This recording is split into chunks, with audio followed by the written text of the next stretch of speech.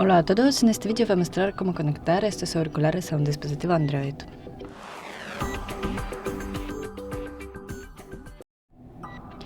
Abrimos la configuración de Bluetooth, tocamos emparejar nuevo dispositivo, abrimos el estuche de los auriculares y sacamos los auriculares del estuche y mantenemos presionados los botones hasta que los indicadores comiencen a parpadear.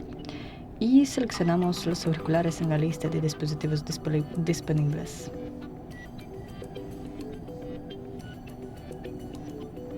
Tocamos emparejar.